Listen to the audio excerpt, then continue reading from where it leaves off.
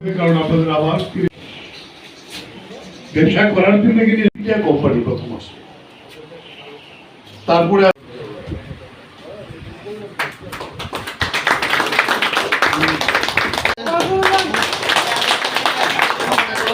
Sir আজকের এই কর্মসূচি নিয়ে কি প্রতিক্রিয়া থাকবে?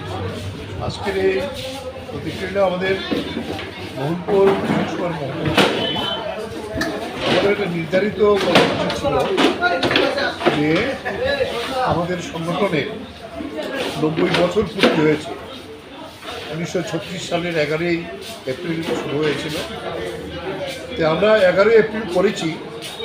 এখন সারা রাজ্যে প্রত্যেক মহকুমাতে আমরা আমাদের কর্মীদেরকে এই যে বিরাট আন্দোলনের ইতিহাস, সারা ভারত কৃষক সভার গঠন, তার সংগ্রাম, তার প্রেক্ষাপটগুলো আমরা আমাদের কর্মীদের মধ্যে তার আলোচনার জন্য, শিক্ষিত করার জন্য তাদেরকে এটা বলি। সঙ্গে সঙ্গে রাজ্যের যে এখন বর্তমান অবস্থা, সবচেয়ে করুণ অবস্থা আমাদের রাজ্যের কৃষকরা যা করতে হয় নিজের উদ্যোগে করতে হয়। বিএলডব্লিউ স্টোরে গেলে সার পাওয়া যায়, বীজ সরকারি উদ্যোগে কিচ্ছু নেই, প্রচুর দাম দিয়ে সবজির বীজ হোক, ধানের বীজ হোক, যে কোনো বীজ তাকে ক্রয় করতে হয়। সার প্রাইভেট কিনতে হয়, প্রচুর দাম।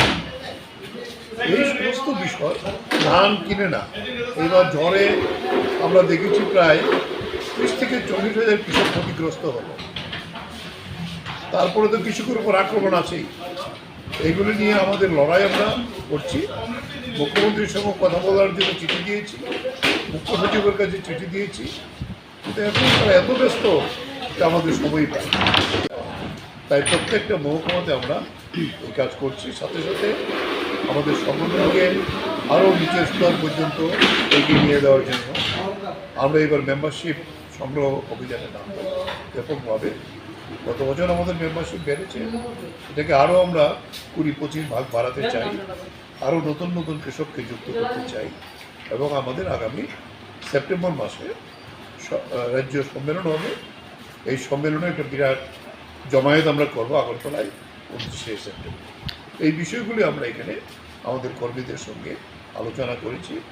এই কৃষক সংগ্রামকে আরও শক্তিশালী করার জন্য সারা ভারত কৃষক সভা আগামী দিনে এগিয়ে যাবে। এই হলো আজকের আলোচনার কথা। স্যার একটা বিষয় লক্ষ্য করা যায়, বিভিন্ন সার বীজ সরকারিভাবে পাওয়া না গেলেও প্রাইভেট দোকানগুলিতে পাওয়া যাচ্ছে। এটার সঙ্গে কি কোনো যাতে প্রাইভেট দোকান থেকে জিনিসগুলি না ক্রয় করে সরকারিভাবে কৃষকরা পেতে পারে, সেই বিষয়ে কোনো পরিকল্পনা রয়েছে আপনাদের? কৃষকরা প্রাইভেট কিন্তু এখন বাধ্য করাচ্ছে সরকার। আগে বিএলডব্লিউ স্টোরগুলিতে পর্যাপ্ত সার থাকত। আমরা বিনামূল্যে সবজির বীজ শত শত কৃষককে প্রত্যেক এলাকায় দিয়েছি। যারা ভালো করে তাদেরকে একেবারে উন্নত মানের বীজ দিয়েছি। সরকার যদি না পায়, কৃষক পয়সা বেশি যায়, সে যাবে কোথায়? এটা সরকারই সাহায্য করছে প্রাইভেট ব্যবসা যাতে বড় হয়।